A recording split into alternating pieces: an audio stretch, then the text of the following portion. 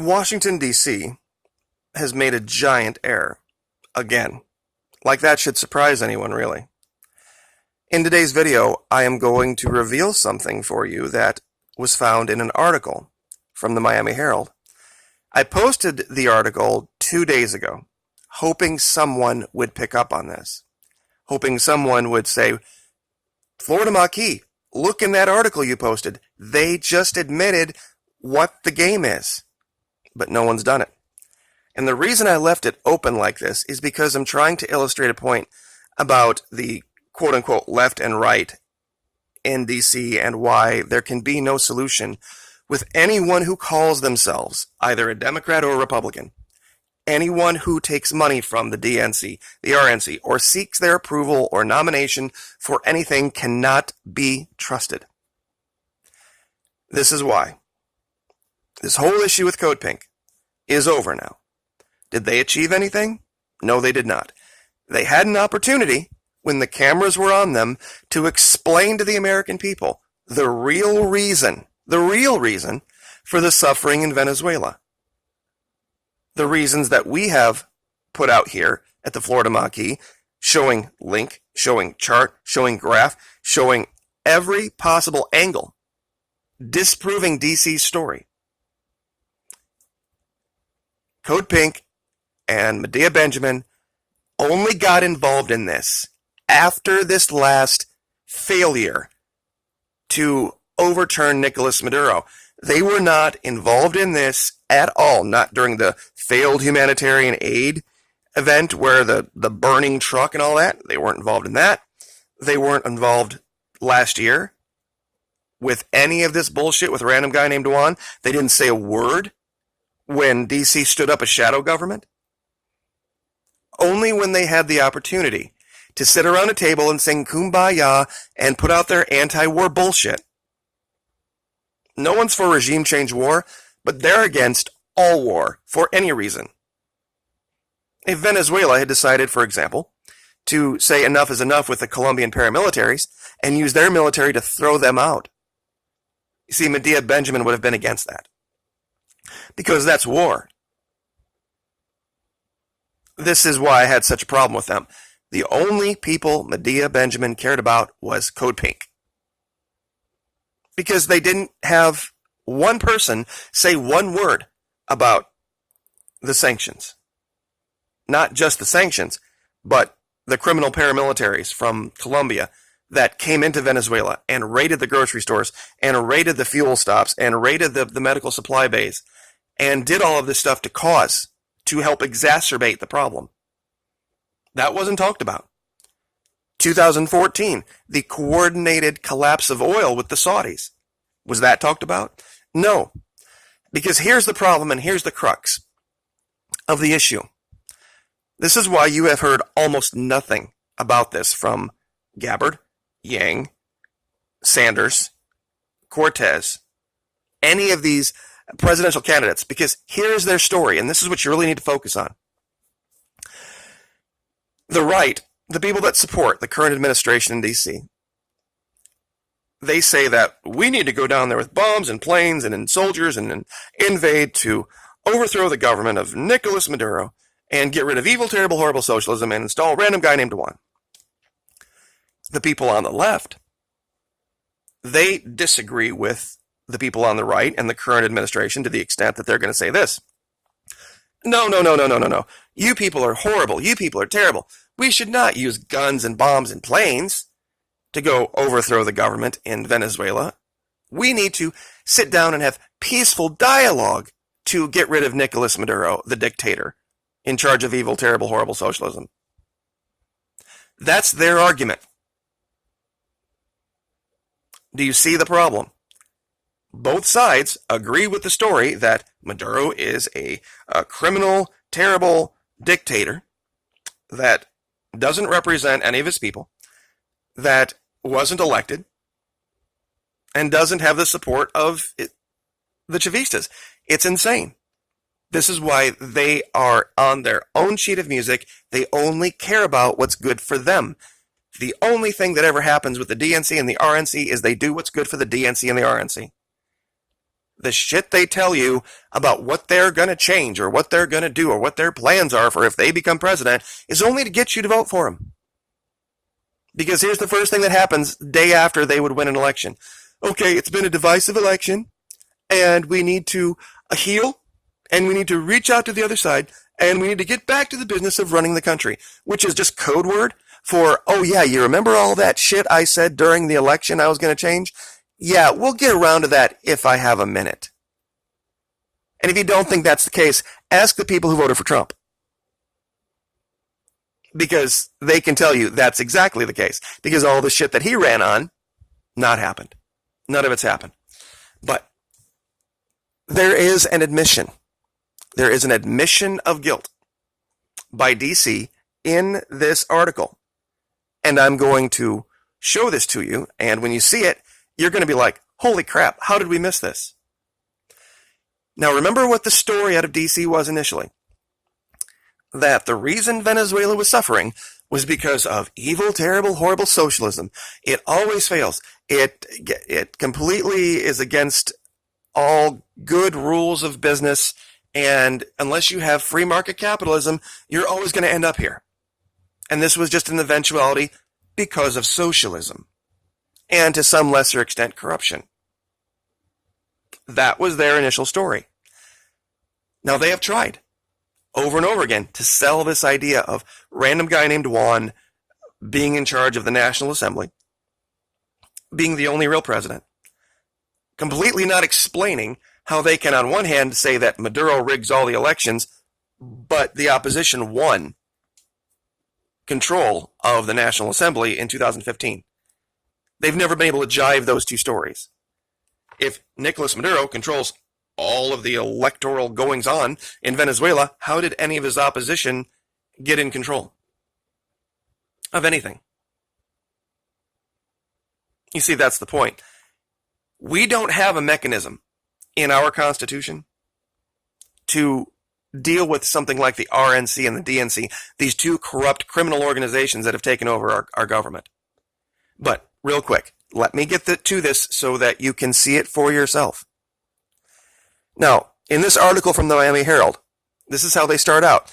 Venezuela's foreign policy might have started out as an idealistic socialist project to revitalize Latin America, but it has morphed into an enormous criminal conglomerate that operates in multiple countries with dozens of partners and hundreds of phantom companies, according to a new study. Let's forget for 1 minute that right before 9/11, somebody said that there was up to $2 trillion in U.S. taxpayer funds that were unaccounted for. So let's put everything in perspective here. So you go down through here, and they talk about all of these different schemes and plans that they've uncovered. And basically, it's just saying that when Venezuela operates in a way that keeps Washington, D.C. from getting their cut, that's criminal. If they don't do things in a way that allows us to enrich ourselves at their expense, that's criminal. That's basically what D.C. is saying here. But remember the story. It was what? It was socialism that caused the problems, remember? Well, let's go down here to this little paragraph, this little blurb. Remember the sanctions? Remember all of the things that DC did to make actions dealing with Venezuela criminal? The criminalization of the Venezuelan quote-unquote regime has had a dramatic impact on everyday Venezuelans, as the economy has shrunk by more than 50%, and about 10% of the population has fled in the country in recent years. So, once again, 90% of the population is doing just fine. Since only 10% fled, you would have to assume that the other 90% are sticking around for a reason. But it's not evil, terrible, horrible socialism. It's the sanctions.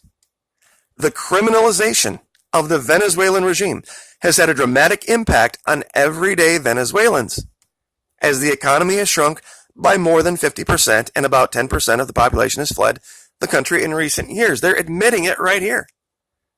The sanctions that criminalized all of the activities of that government has caused the problem. has caused the people of Venezuela to suffer. They talk about Venezuela only dealing with Russia, Turkey, India to some extent, China. There are other countries that would have loved to deal with them. In fact, Goldman Sachs issued bonds when they were given an opportunity to get around U.S. sanctions. And they took advantage of it. There would have been many, many other U.S. banks that would have extended loans against Venezuelan oil if D.C. hadn't criminalized it. And now they're admitting it. It wasn't socialism that did it. Prior to the collusion between Saudi Arabia and D.C. to catastrophically tank the price of oil in 2014, that caused it. Prior to that, Venezuela was doing fine. In fact, Laura Ingraham talked about this, where she said at one time, Venezuela was this thriving, wealthy country with all this wonderful this, that, and the other. I wish someone would have cornered her on the time frame that she was talking about.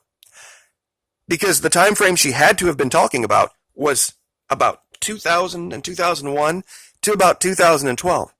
During that time, what happened in Venezuela was nothing short of miraculous. Prior to Hugo Chavez, that country was the very definition of a shithole. Under DC-approved governance in the 90s, look it up. Look up 90s Venezuela economic problems or 90s Venezuela economic slide. In the 90s and the 80s, when DC had its people in charge, 80% plus were living in poverty or abject poverty. They were, no schools, very little running water. They were dying of things that we cure at your, local quick medical place. It's insane how backwards these people were. And then Chavez took over and took all of that money from the oil and dumped it into programs that we take for granted in our country. Things that we have that we don't call socialism. We just call good common sense for having civilized society.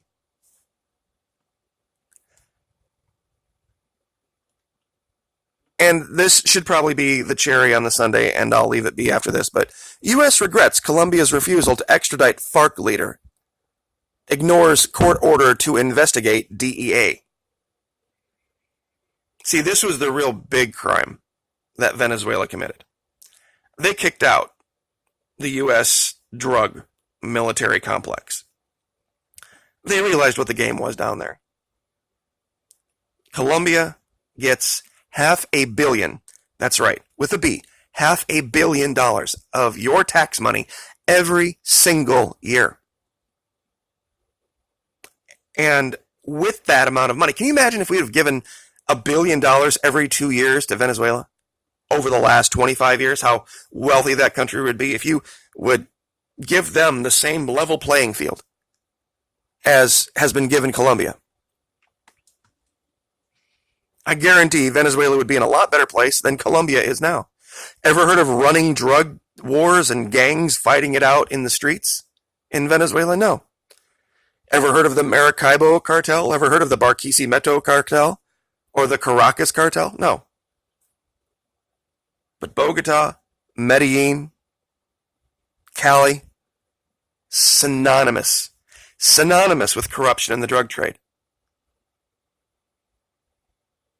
But this is why I get so animated about crap like Code Pink.